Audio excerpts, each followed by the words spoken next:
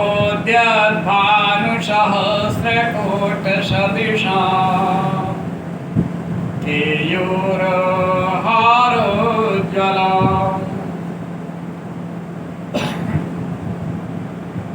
बिम्बोष्ठीस्मितदन्तपङ्क्तिरुचिरां पीताम्बरालङ्कृताम् विष्णु ब्रह्म सुरेन्द्र सेवितपदां तप्तस्वरूपां शिवां मीनाक्षीं प्रणतोऽस्मि सन्ततमहं कारुण्यवारान्निधिम् मुक्ताहारलसत्किरीटरुचिराम् पूर्णेन्दुभक्तप्रभां सिञ्जानुपुरकिङ्कणीमणिधरां पद्मप्रभाभासुरां सर्वाभीष्टफलप्रदां गिरिसुतां वाणी रमासेविताम्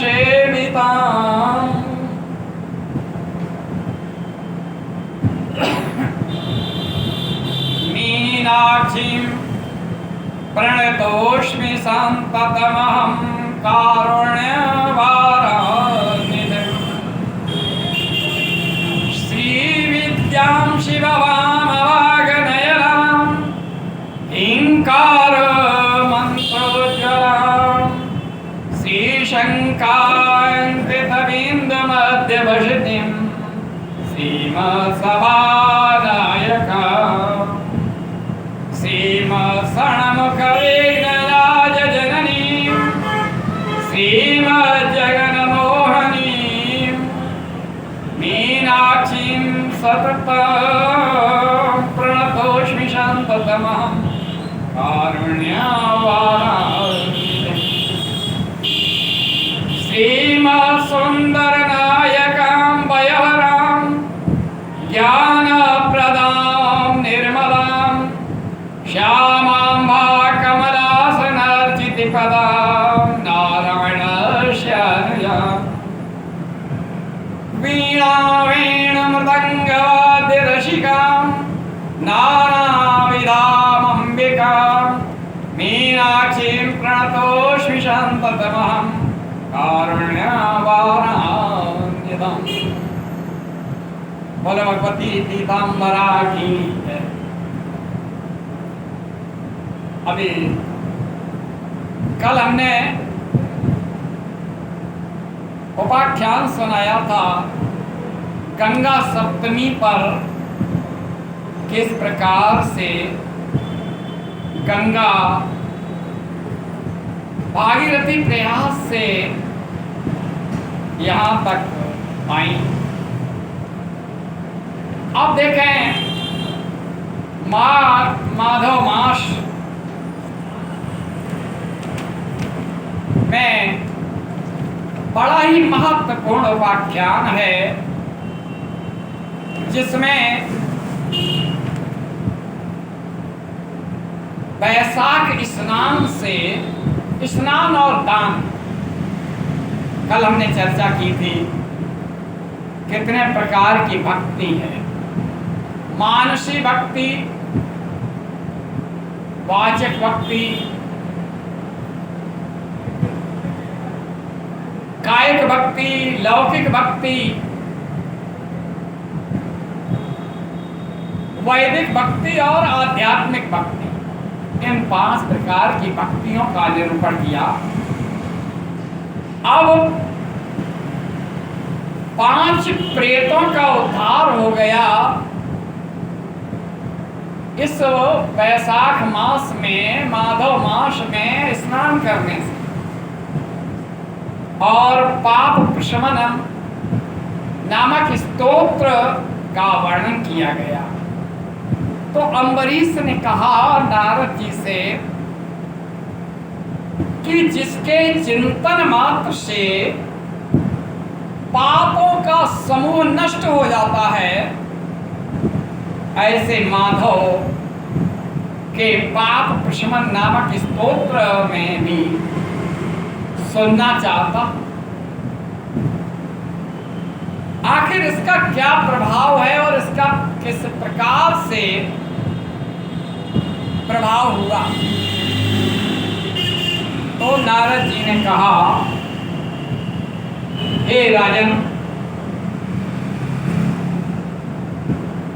यदि दो व्यक्तियों में परस्पर भगवत कथा संबंधी सरस वार्तालाप छिड़ जाए तो वह अत्यंत विशुद्ध अंतःकरण को शुद्ध करने वाला होता है। तुम्हारे मन में माधव मास के महात्म्य की चर्चा चल रही है। माधव मास में, वैशाख मास में स्नान, दान और जप का बड़ा महत्व है। 3 कार्य हैं। स्नान, गंगा स्नान है न सही, जो भी जलाशय नजदीक है, गंगा है, यमुना है, नर्मदा है, कावेरी है, जो भी नदी है ना है, तो किसी भी सरोवर पर, कूप में, घर पर भी ब्राह्म मुहूर्त में स्नान। बस केवल ये है कि सूर्योदय से पहले स्नान, जप और दान। दान का बड़ा महत्व है। बताया केवल जप करना। अजामिल के पुत्र का नाम नारायण रखा, अंतिम समय में नारायण नारायण का जप नहीं किया, बल्कि अपने पुत्र को बुलाता रहा और नारायण का जाप हो गया। वाल्मीकि मरा मरा कहते रहे, वाल्मीकि भाई ब्रह्म समाना। तो जप का विशेष महत्व है। कहा, जिसका जीवन धर्म के लिए है और धर्म भगवान की प्रसन्नता के लिए है, वह पुण्योपार्जन में लगा रहता है। और मेरे पिता ब्रह्मा जी ने जो कहा था वही मैं आपको सुना रहा था। पूर्व काल की बात है। नारद जी कह रहे हैं, नारद जी राजा अम्बरीश को बता रहे हैं। यहाँ कर्ता वक्ता है नारद जी और श्रोता है अम्बरीश, राजा अम्बरीश। कहा, पूर्व काल की बात है, एक मुनीश्वर, मुनि महात्मा तीर्थ यात्रा के प्रसंग में सर्वत्र भ्रमण कर रहे थे, घूम रहे थे।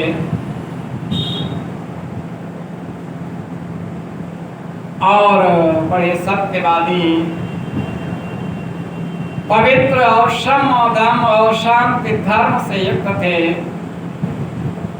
प्रतिदिन संध्या वंदन, तर्पण और श्राद्ध करते। वेदों और स्मृतियों के विधानों का उन्हें सम्यक ज्ञान था। मधुर वाणी बोलने वाले थे। वैष्णवों के संसर्ग में उनका समय व्यतीत होता था। वे त्रिकालदर्शी थे। भूतकाल, भविष्य और वर्तमान तीनों कालों का के दृष्टा थे। वैशाख का महीना था। मुनि शर्मा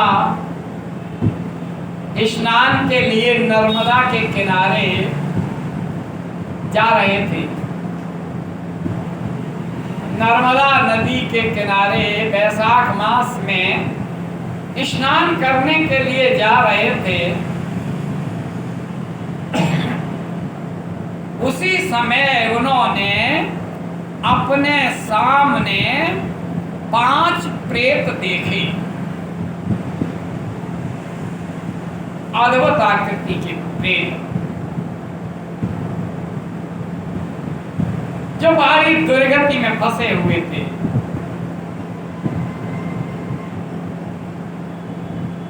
एक बरगद की छाया में 5 प्रेत बैठे थे।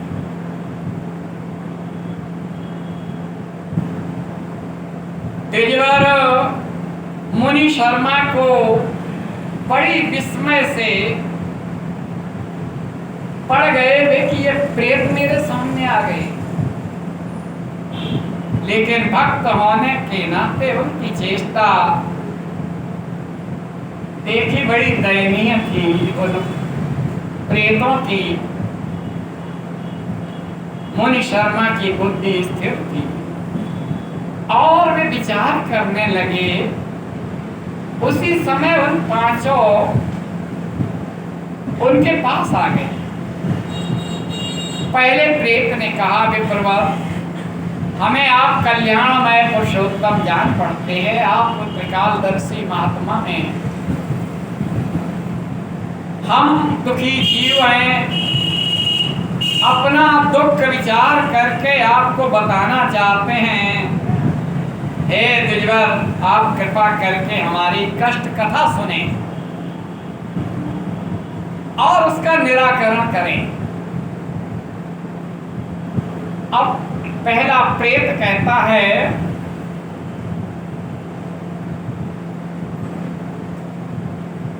क्योंकि सत्व संगति बड़ी महत्वपूर्ण है, हमारे कोई ऐसे पुण्य रहे जिससे आपके दर्शन हुए हैं। अब वो परिचय देता है कि मैं पांचाल देश से तात्पर्य है यही फर्रुखाबाद के आसपास, जहाँ की राजधानी काबिल है, यानी मैं पांचाल देश का क्षत्रिय हूँ, मैं क्षत्रिय हूँ और मेरा नाम नरवाहन है। मैंने मोहवश शिकार के धोखे में एक ब्राह्मण की हत्या कर दी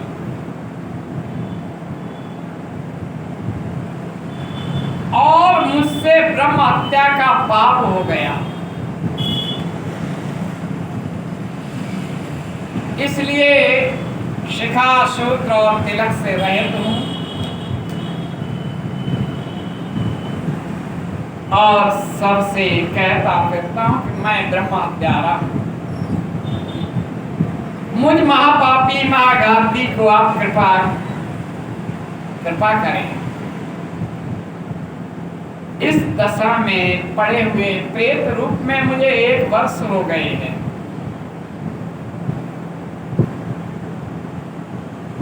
अब दूसरे का परिचय वही दे रहा है कि मैं तो क्षत्रिय हूं, लेकिन ये दूसरे जो हैं ये चंद्र शर्मा नाम के ब्राह्मण हैं।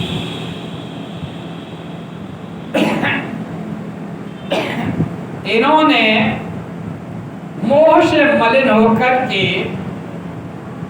गुरु का ही वध कर दिया। जिन्होंने शिक्षा दी और इन्होंने उन्हीं का वध कर दिया। अब ये मगध देश के निवासी हैं। इनके स्वजनों ने इनका परित्याग कर दिया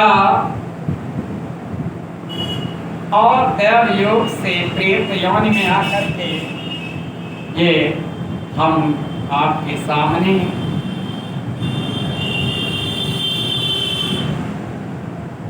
गुरु हत्या के कारण इनके भी ब्राह्मणोचित चिन्ह जनेऊ और कुछ नहीं है। और ये जो तीसरे व्यक्ति हैं इनका नाम देव शर्मा है और ये बड़े कष्ट में हैं। ये भी जाति में ब्राह्मण हैं और मोहवश वैश्या में आसक्ति में फंस करके ये शराब पीने लगे और व्यसनी हो गए। इन्होंने भी पूछने पर अपना सारा हाल सच सच कह सुनाया है। अब वो इस तरह से स्वयं क्षत्रिय होने और 2 ब्राह्मणों की बात कहने वाले उस प्रेत ने आगे कहा, ये जो चौथे महाशय हैं ना, ये जाति के वैश्य हैं। ये गुरु पत्नी के साथ समागम करने का इन्होंने पाप किया है। इन्होंने मोहवश 3 महीने तक उसी का उपभोग, और इनकी माता मिथिला में वेश्यावृत्ति में फंस गई और इन्होंने अपनी माता का ही भोग किया। अब असली जब बात का पता चला तो ये भी प्रेत हो गए, और हम में से ये जो 5वें दिखाई दे रहे हैं ये भी वैश्य हैं, और इन्होंने धन के लालच में पड़कर के चोरी का पातक किया है। हम 4-5 महापापी हैं, हमारा उद्धार किया जाए। मुनि शर्मा ने कहा कि तुम लोगों ने अज्ञानवश पाप किया और उसके लिए तुम्हारे हृदय में अनुताप है। अब ये वैशाख मास चल रहा है, मैं वैशाख स्नान नर्मदा में करता हूँ और मेरे अपने अर्जित सभी पुण्य अर्पित करता हूँ, तुम्हारा उद्धार हो जाएगा। उन्होंने उन प्रेतों के साथ ही नर्मदा में स्नान किया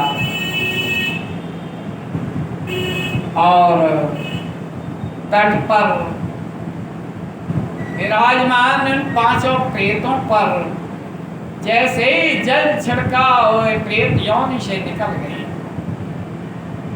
और उन्होंने पाप प्रशमनम स्तोत्र का पाठ किया, जिससे उनके द्वारा किए गए पापों का क्षरण हो गया। विष्णवे विष्णवे नित्यम, विष्णवे विष्णवे नमः, नमामि विष्णुं चित्तस्थं अहंकार गतं हरिं, चित्तस्थमीशम् अव्यक्तम् अनन्तम् अपराजितम्, विष्णुमीड्यम् शेषाणाम् अनादिनिधनं हरिम्, विष्णु चित्रगतो यन्मे विष्णुवोऽतिगतश्च योऽहंकारगतो विष्णु यो विष्णुरमये संस्थिता, करोति कर्तभूतोऽसौ स्थावरस्य चरस्य च, तत्पापं नाशमायाति तस्मिन् विष्णौ विचिन्त्यते। त्यातो हरति या पापं स्वप्ने दृष्टश्च पापिनां, तमुपेन्द्रमहं विष्णुं नमामि प्रणतप्रियम्। जगत्यस्मिन् निरालम्बे यजमक्षरमव्ययम्, हस्तावलम्बनमि स्तोत्रं विष्णुर्वन्दे सनातनम्। सर्वेश्वरेश्वर विभो परमात्मन्नधोक्षज, ऋषिकेश ऋषिकेश ऋषिकेश नमोस्तुते। नृसिंहानंद गोविंद भूतभावन माधव,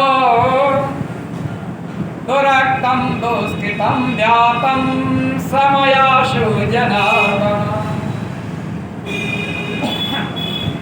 त्वयन्मया चिन्तितं दृष्टं दुष्टं स्वाचित्तवशवर्तिना, आकर्णय महाबाहो तक्षमं नय केशव। ब्रह्मण्यदेव गोविन्द परमार्थ परायण, जगन्नाथ जगदाता पापं शमय मे च्युत। यच्चापराह्ने सायाह्ने मध्याह्ने च तथा निशि, कायेन मनसा वाचा कृतं पापमजानता जानता च ऋषिकेश पुंडरीकाक्ष माधव नामत्रयोच्चारणता शर्वमयान्तमक्षयम् शारीरं मे ऋषिकेश पुंडरीकाक्ष मानसं पापं प्रशमयायातु वाकृतं मम माधव यदुञ्जानापि वस्तिष्ठन्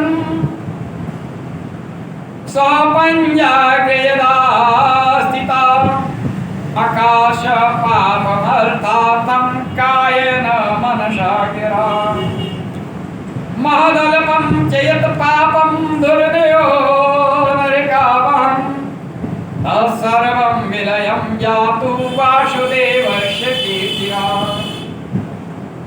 परं ब्रह्म परं धाम पवित्रं परमं च यत् अस्मिन् संकीर्तते विष्णो तत्पापं तत् प्रणश्यतु यत् प्राप्ये च निवर्तन्ते गन्धस्पर्शवर्जितं सूर्यस्तत्तपं विष्णो तत्सर्वं मे भवत्वरम्।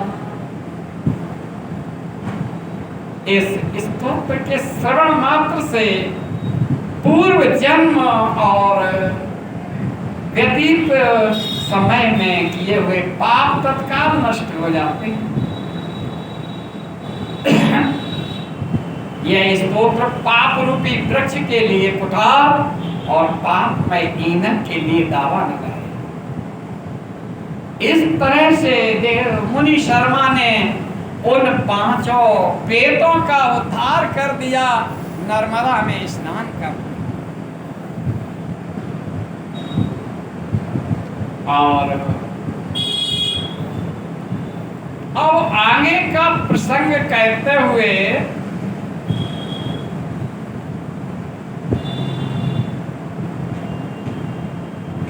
ऋषियों ने सूत जी से पूछा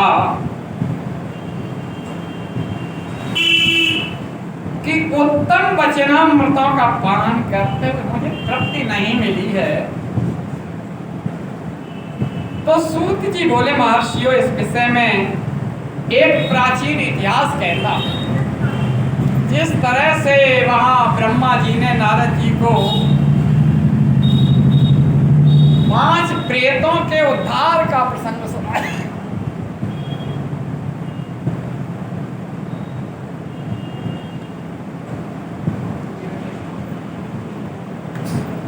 उसी तरह से अब सूत जी कहते हैं कि मैं अब प्राचीन इतिहास बताता हूं।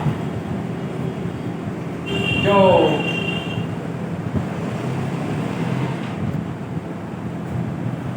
एक ब्राह्मण और महात्मा धर्मराज का संवाद है।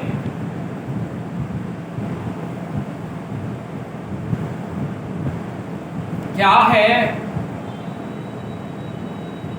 ब्राह्मण ने पूछा, हे धर्मराज, धर्म और अधर्म के निर्णय में आप सबके लिए प्रमाण स्वरूप हैं। धर्मराज, कहाँ यमदूत आएंगे लेने, कहाँ पर भगवान विष्णु के पार्षद आएंगे लेने। धर्म और अधर्म का निरूपण धर्मराज ही करते हैं, प्रमाण स्वरूप हैं। अतः बताइए,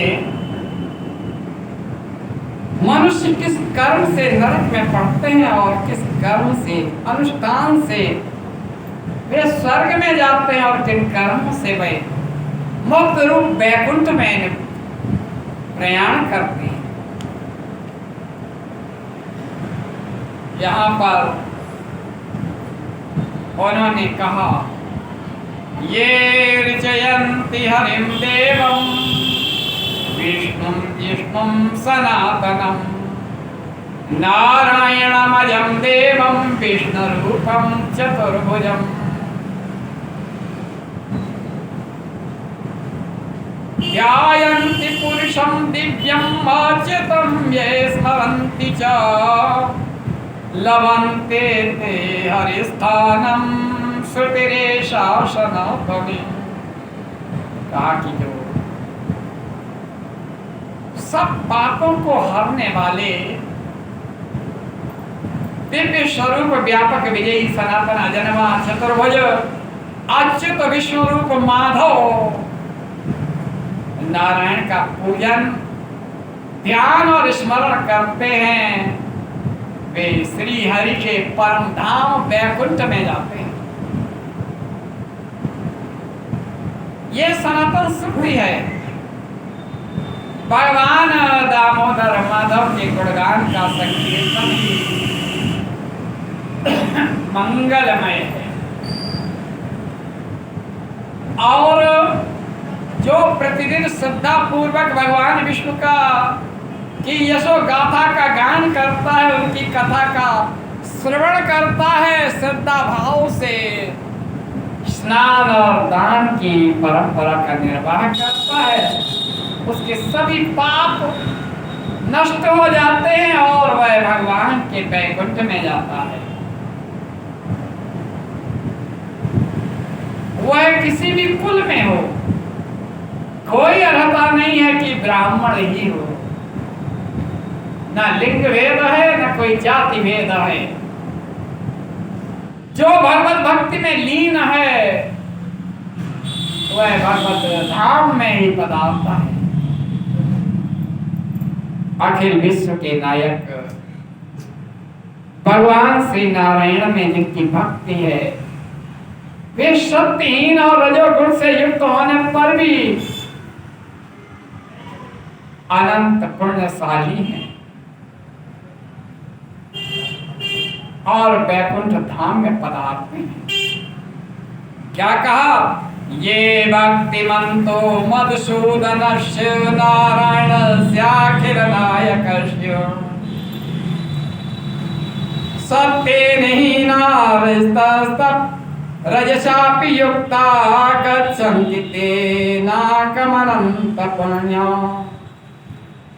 फिर आगे कहा, जो द्वारिकापुरी में 3 रात ठहरता है,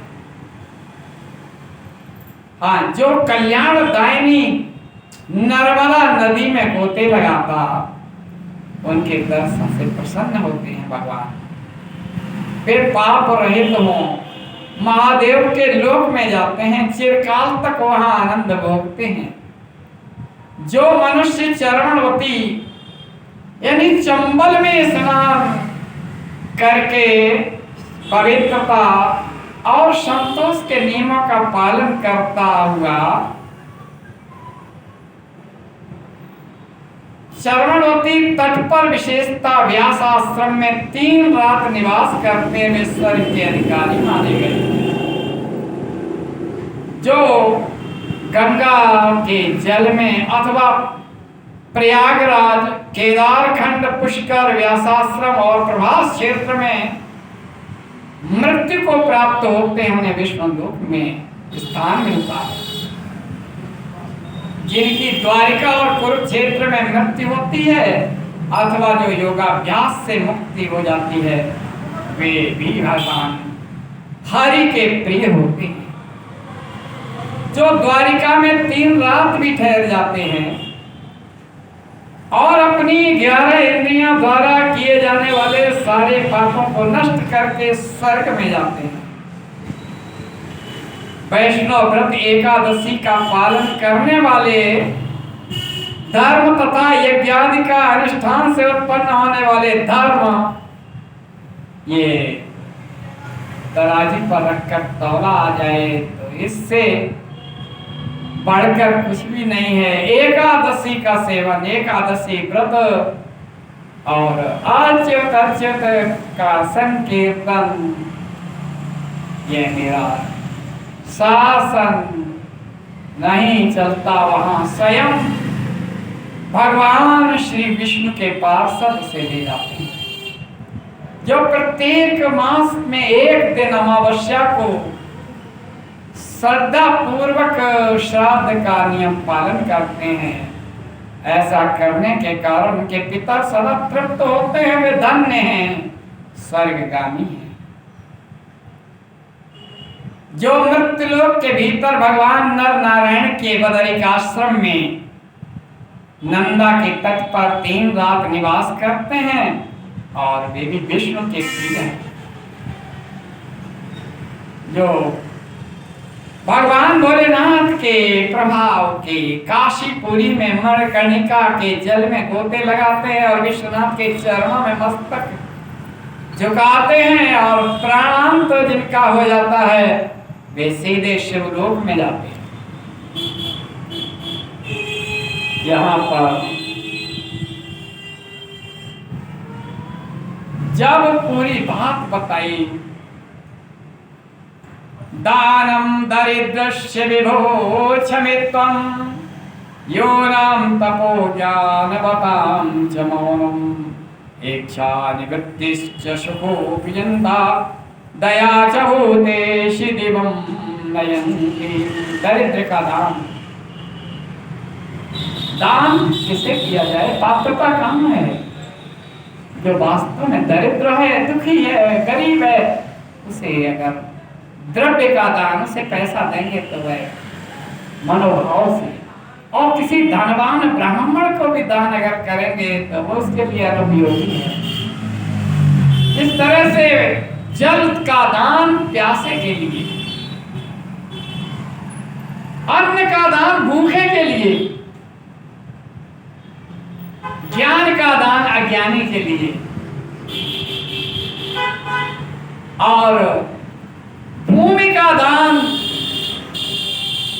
जिसके पास जमीन नहीं है उसे जमीन की आवश्यकता है, जिसके पास रहने को जगह नहीं है, मकान नहीं है, उसके लिए झोपड़ी भी पर्याप्त है। दान की पात्रता केवल वहां तक सीमित नहीं रहती है कि धनाढ्यता में भी स्पष्ट किया गया है कि दान कैसा। ध्यान युक्त तप भव सागर से तारने वाला है। अब कहा कि वैशाख मास के संदर्भ में प्रेतों के उद्धार की बात। अब देखें, ब्राह्मण ने एक प्रश्न किया, अभी तो पूछा कि वैकुंठ कैसे जाते हैं, किन कर्मों के द्वारा, किस तरह से। अब कहा वैशाख मास में प्रातः काल स्नान करके एकाग्रचित्त पुरुष भगवान माधव का पूजन करता है और बड़े ही श्रद्धा भाव से ब्राह्मण को दान और उनको भोजन कराता है। निसंदेह उसे अश्वमेध यज्ञ का फल प्राप्त होता है। इस विषय में प्राचीन इतिहास कह रहा हूं। अब धर्मराज ने उस ब्राह्मण से कहा कि एक इतिहास कहता हूं, सुनो।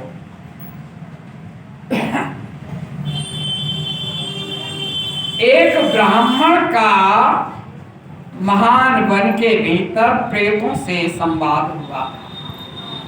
वो अभी संवाद जो सुनाया 5 प्रेतों के उद्धार का, पाप प्रशमन माधव स्तोत्र का पाठ, लेकिन ये अलग घटनाक्रम है। यमराज धर्मराज बताते हैं कि मध्य प्रांत में धन शर्मा नाम के एक ब्राह्मण रहते थे, जिसमें पाप का लेश मात्र भी नहीं था, पाप नहीं था। एक दिन वे कुश आदि के लिए वन में गए, पूजन के लिए कुश डाभ लेने के लिए गए और वहां 3 महाप्रेत दिखाई दिए। जो बड़े दुष्ट और भयंकर थे। धन शर्मा उन्हें देख करके डर गए और उन प्रेतों के बाल ऊपर की ओर थे, लाल लाल आंखें, काले काले दांत और सूखा हुआ पेट था प्रेतों का। पंडित धर्म शर्मा ने कहा, आप कौन हैं और ये नार की अवस्था में प्रेत योनि में क्यों हैं?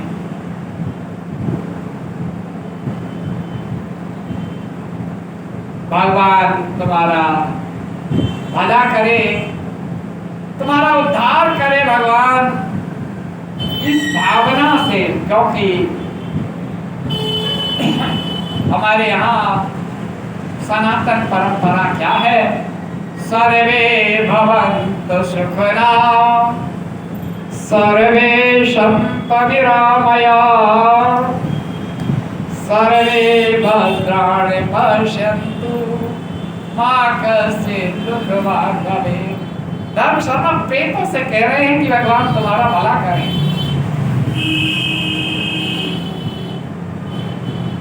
और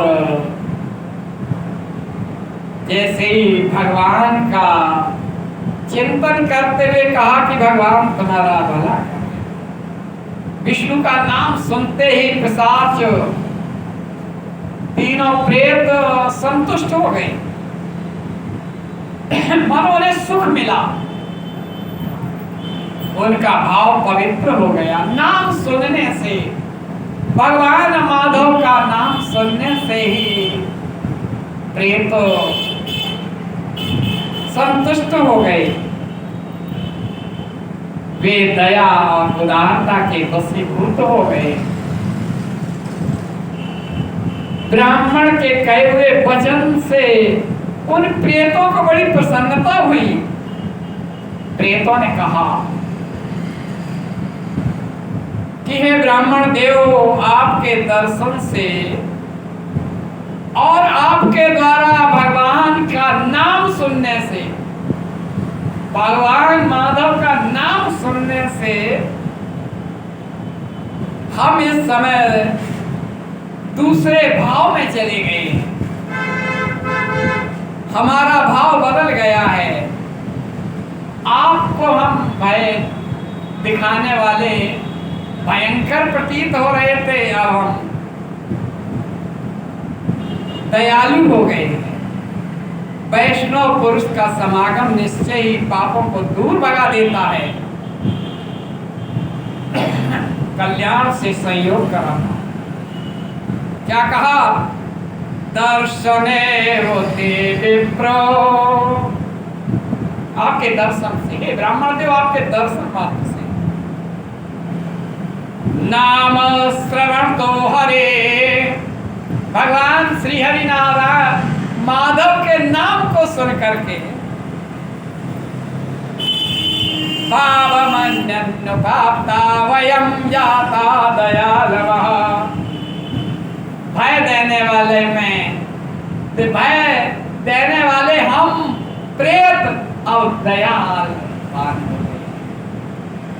किसी प्रकार का भय आपको नहीं होना चाहिए।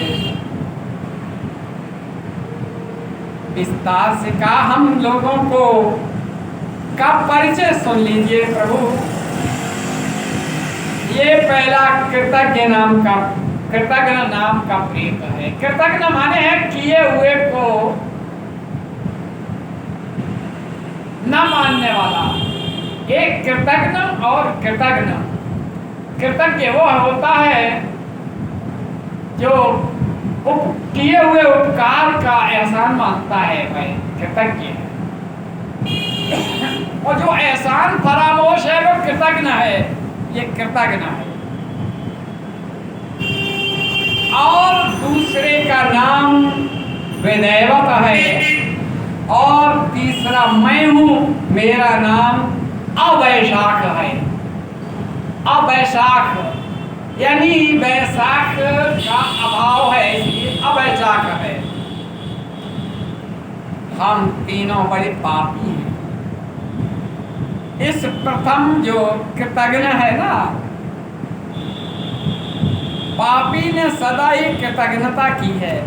कोई इसके साथ उपकार करता है, यह उस उपकार का बदला अपकार के रूप में ले देता है। इसलिए इसका नाम कर्म के अनुसार कृतज्ञ हो गया।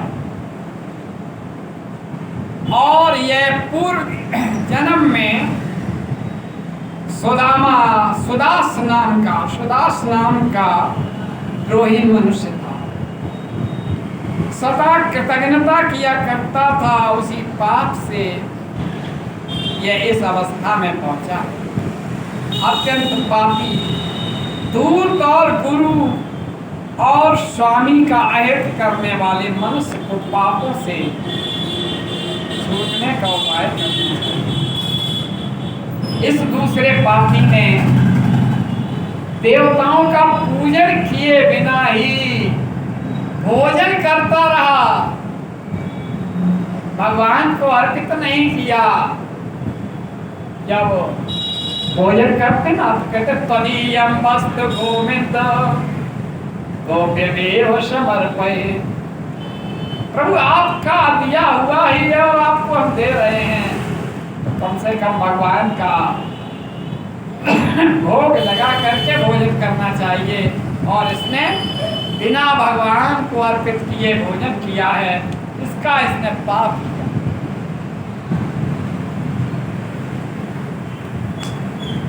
जीवन भर, एक आध बार नहीं, जीवन भर। यह पूर्व जन्म में हरवीर नाम से विख्यात राजा था। 10,000 गांवों पर इसका अधिकार था। यह रोष, अहंकार और नास्तिकता के कारण गुरुजनों की आज्ञा का उल्लंघन करने में तत्पर रहता था। इसने कभी पंच महायज्ञों का अनुष्ठान नहीं किया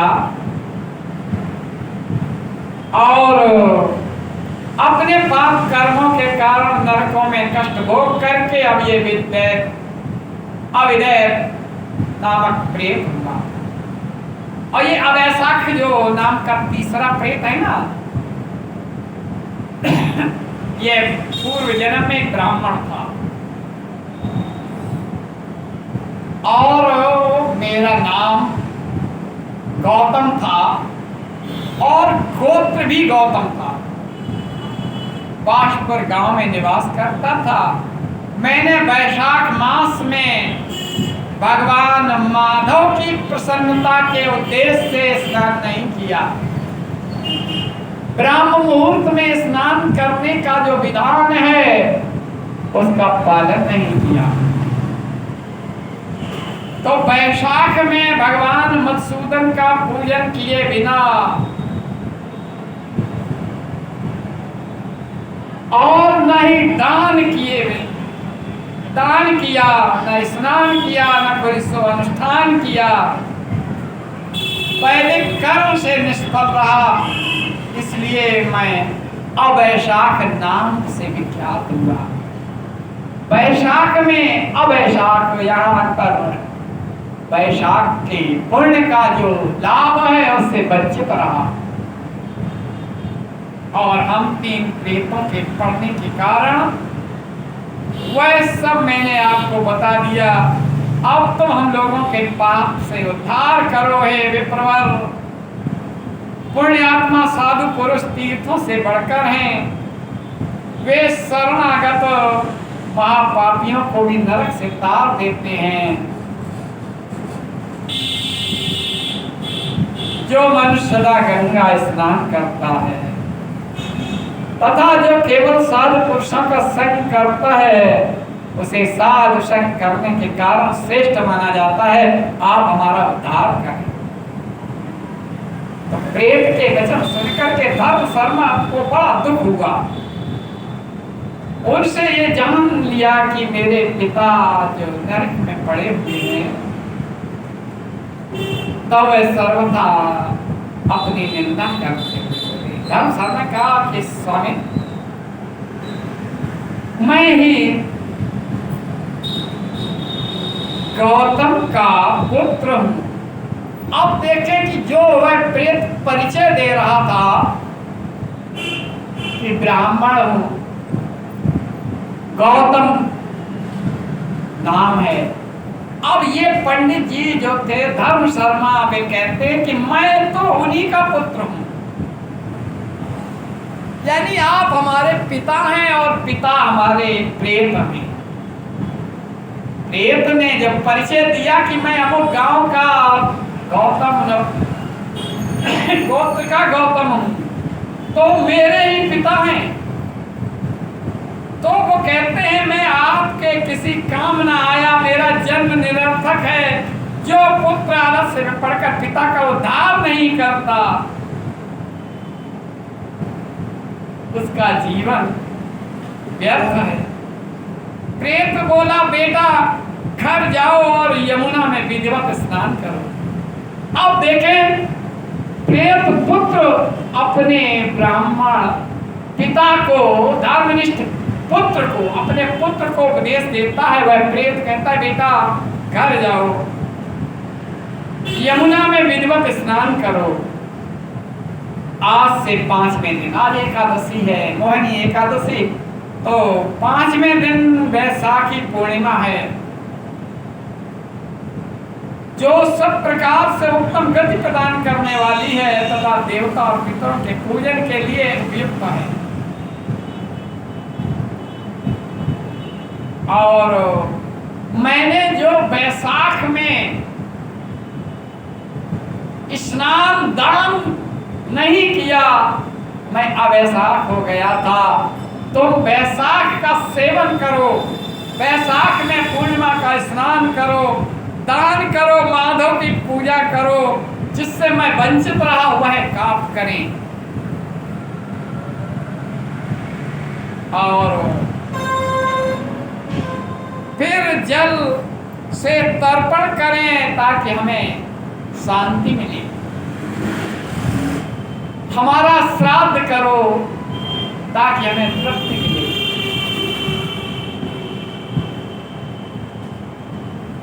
जैसे ही पुत्र ने, पिता ने पुत्र को, धर्म शर्मा जिनसे बात कर रहे थे प्रेत, और बातों में पता चला ये तो मेरे पिताजी हैं। तो धर्मराज की प्रसन्नता के लिए जल से भरे हुए 7 घड़े दान करना है। उन्होंने त्रयोदशी, चतुर्दशी और पूर्णिमा को भक्ति परायण होकर स्नान, जप, दान, होम और श्री माधव का पूजन करने का आदेश दिया। प्रेत पुत्र ने, प्रेत पिता ने अपने पुत्र धन शर्मा, ब्राह्मण बहुत अच्छा कहकर के वह श्रेष्ठ ब्राह्मण अपने घर गया। वहां जाकर के सब कुछ उसी तरह किया जैसा उस प्रेत पुत्र पिता ने कहा था। वैशाख स्नान दान करने लगा। वैशाखी पूर्णिमा आने पर उसने आनंद पूर्वक भक्ति से स्नान किया और बहुत दान दिया, पृथक दान प्रदान किया। उस पवित्र दान के संयोग से वे आनंद मग्न होकर के उन्होंने जैसे ही उन किए हुए कर्म का फल अपने पिता को अर्पित किया, वे प्रेत योनि से निकल करके आनंद मग्न होकर के अंतरिक्ष से आए हुए विमान में बैठ करके वह प्रेत वैकुंठ को चले गए। और ब्राह्मण में श्रेष्ठ धर्म शर्मा की श्रुति स्मृति और पुराणों की ज्ञाता थी। उन्होंने चिरकाल तक वैशाख अर्थात माधव मास में स्नान दान जप होम आदि का अनुष्ठान किया और पहले अपने पिता को अगर वैकुंठ भेज दिया तो स्वयं भी वैकुंठ के अधिकारी हुए। यमराज कहते हैं अब ये कथा कही तो कहते हैं कि पूर्व काल की बात है। महीरथ नाम के एक राजा थे, उनका नाम था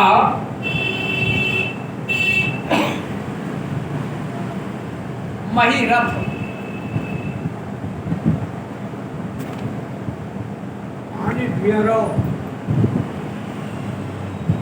बोतल खाली हो जाए तो बता दियो हमने, बोतल खाली हो जाए तो हम जाएंगे। ऐसा नहीं गला सूखता है। बोल तो हाँ काटे गर्मी पड़ रही है, बोल रहे तो कहा महीरथ नाम के विख्यात राजा थे। उन्हें अपने पूर्व जन्म के पुण्यों के फल स्वरूप पूर्व जन्म में उन्होंने अच्छे पुण्य कर्म किए होंगे, इस वजह से प्रचुर ऐश्वर्य संपत्ति प्राप्त हुई। राजलक्ष्मी का सारा भार मंत्री पर रख करके स्वयं विषय भोग में आसक्त हो गए। इतने विषय भोग में आसक्त हुए उन्हें ना राज्य की चिंता, क्योंकि मंत्री को सौंप दिया राज्य की तो राज्य संभालो, और स्वयं भोग विलास में लिप्त हो गए। धर्म और अर्थ का काम भी कभी नहीं देखते। उनकी वाणी तथा मन कामिनियों की कीड़ा में आसक्त था। राजा के पुरोहित का नाम था कश्यप। जब राजा को विषयों में रमते हुए बहुत दिन बीत गए, तब पुरोहित के मन में विचार आया। हमेशा पुरोहित का अर्थ मालूम है कि पुरोहित क्या कहते, पुरोहित कैसे कहते हैं? पांडित्य कर्म करने वाले जो पुरोहित होते ना, तो पूरा जो सामने व्यक्ति है अर्थात यजमान, उसका हित करना, यजमान का हित करने वाला ही पुरोहित अर्थ है। पूरा माने प्रत्यक्ष जो सामने है यजमान। तो कहा पुरोहित ने सोचा कि राजा विषय भोगों में फंसे हुए हैं और ये अधोगति में जाएंगे। कश्यप ने कहा राजन, मैं तुम्हारा कुल पुरोहित अर्थात गुरु हूं, अतः धर्म और अर्थ से युक्त मेरे वचनों को सुनो। यही सबसे बड़ा धर्म है कि वह गुरु के अनुशासन में रहे। गुरु की आज्ञा का पालन भी राजा की आयु, लक्ष्मी और साख्य की वृद्धि करता है। तुमने दान के द्वारा कभी ब्राह्मणों को तृप्त नहीं किया। भगवान माधव की आराधना नहीं की, कोई व्रत और तपस्या तीर्थ नहीं किए, बल्कि भोग विलास में ही लिप्त रहे।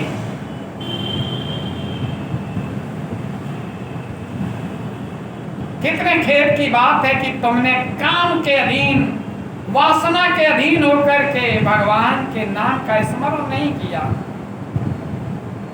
महिलाओं की संगति में, रानियों की संगति में पढ़ करके विद्वानों की संगति नहीं की। जिनका मन भोग विलास में लिप्त होता है, उसे विद्या, तपस्या, त्याग, नीति और विवेकशील चित्त से क्या लाभ। दया की तपसा किम त्यागेन नयेन वा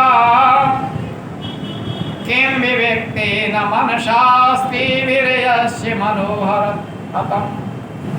आगे कहा एकमात्र धर्म ही सबसे बड़ा महान और श्रेष्ठ है।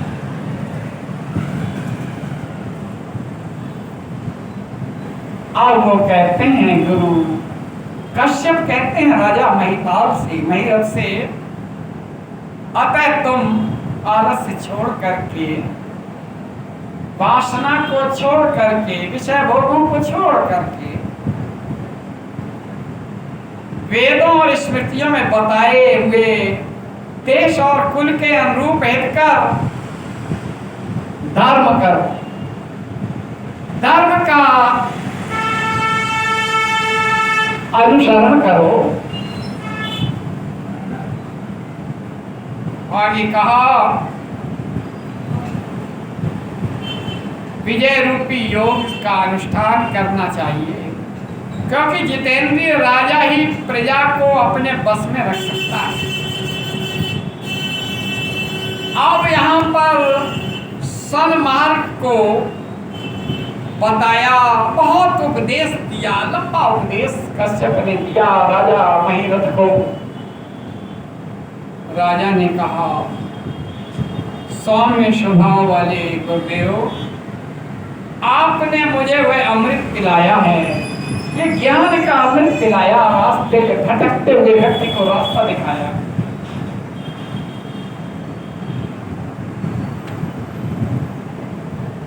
जिसका आविर्भाव समुद्र से नहीं बल्कि आपके वचन रूपी